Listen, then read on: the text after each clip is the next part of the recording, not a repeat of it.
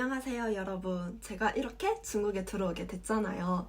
근데 이제 중국에 들어오려면 꼭 필수적으로 비자를 발급받으셔야 하는데 코로나도 있고 여러 가지 상황으로 인하여 이제 많이 바뀌었어요. 근데 저도 비자를 발급받으러 갈 때 되게 인터넷이나 유튜브 여러 번 찾아보고 갔는데도 불구하고 3번을 빠꾸를 먹었어요.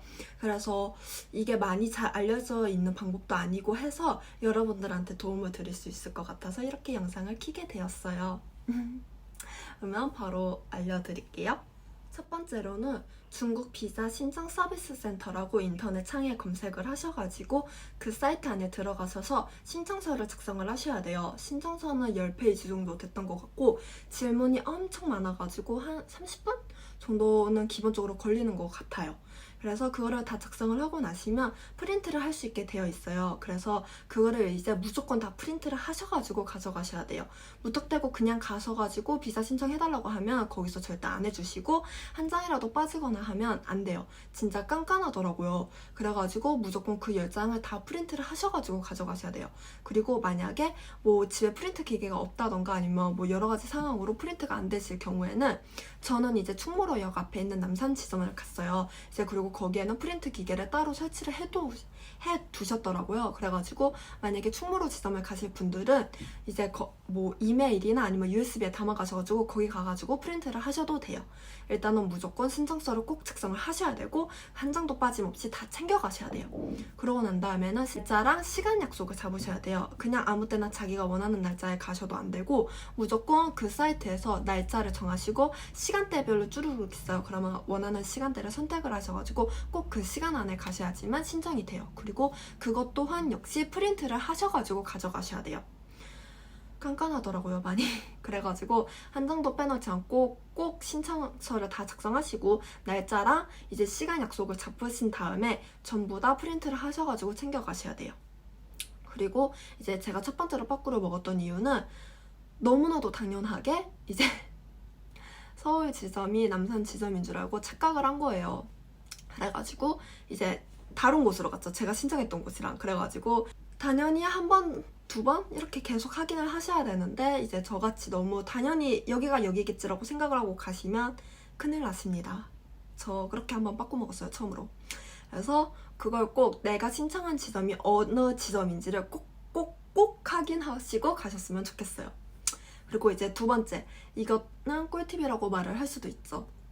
제가 이제 여권이 만기가 얼마 안 남아가지고 여권을 새로 발급을 받아가지고 이번에 비자를 신청을 발급받으러 갔어요. 그래가지고 이제 가는데 예전 여권 같은 경우는 이제 주민번호가 안에 적혀 있었는데 이제 이번에 새로 발급받은 여권부터는 주민번호가 안 적혀 있더라고요. 그래가지고 이제 그쪽에서 여권 발급 신청 그 기록서를 뽑아오라고 하시는 거예요. 그럼 뭐 동사무소나 여권 발급받은 곳에 가시면 이렇게 다 뽑아주세요. 그래가지고 그거를 꼭 발급받으셔가지고 가셔야지만 신청이 가능하세요. 정말 챙겨가야 하는 것 중에 하나라도 빠지면 바로 빠꾸 당하세요. 그래서 정말 2번, 3번 여러 번 꼭 확인을 하고 가셔야 돼요. 그래서 여권 신청 발급 기록서를 꼭 새로 여권 받으신 분들은 뽑아가시길 바래요. 그러고 난 다음에는 이제 뭐 인터넷에서는 기본적으로 뭐 사진, 여권, 그리고 뭐 202 저 같은 경우는 학생 장기 비자 X1을 신청받아서 왔어요. 이제 그거를 받으려면 202를 발급을 학교에서 이제 보내주시잖아요. 그러면 그걸 가지고 신청을 하러 가셔야 되는데 이제 보통 같은 경우는 그게 날아오면 바로 신청을 받고 바로 중국에 다 들어갔지만 이번에 이제 코로나로 인하여 온라인 수업을 듣고 있는 사람들이 많잖아요. 그래서 몰랐었는데 그게 유효기간이 6개월밖에 안 되더라고요. 그래가지고 저 같은 경우는 이미 6개월을 훨씬 더 지난 시점에서 그거를 신청을 발급받으러 갔기 때문에 그걸로는 이제 신청이 안 된다고 하더라고요. 그래서 학교 측에 연락을 해가지고 재학증명서를 받아가지고 비자를 신청받으러 갔어요. 그래서 아무래도 이번에 새로 입학하시는 분들은 202로 발급을 받을 수 있겠지만 저처럼 온라인 수업을 좀 오래 듣다가 뭐 6개월이 지난 후에 이제 들어오실 분들은 꼭 학교 측에 먼저 연락을 하셔가지고 재학증명서를 발급받으셔야지만 비자 신청이 발급이 돼요. 그리고 저 같은 경우는 한 3일 정도 걸렸던 것 같아요. 받는 데까지. 그래서 그거를 미리 염두해 두시고 뭐 비자 신청 날짜를 잡으시면 좋을 것 같아요.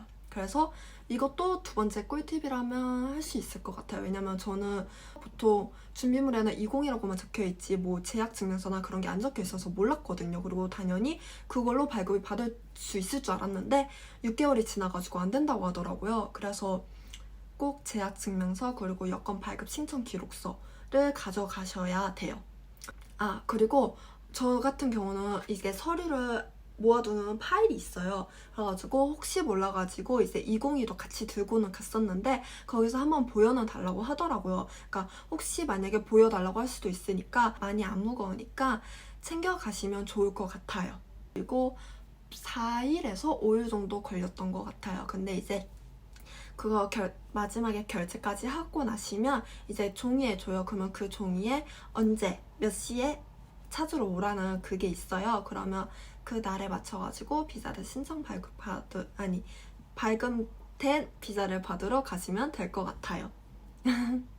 아, 말을 못해. 왜 이렇게. 여튼 그래서 저는 이렇게 비자를 발급받아 왔어요. 그래서 아무래도 저처럼 3번 왔다 갔다 바꿔봐요. 아, 진짜 길바닥에서 쓰는 시간 엄청났거든요.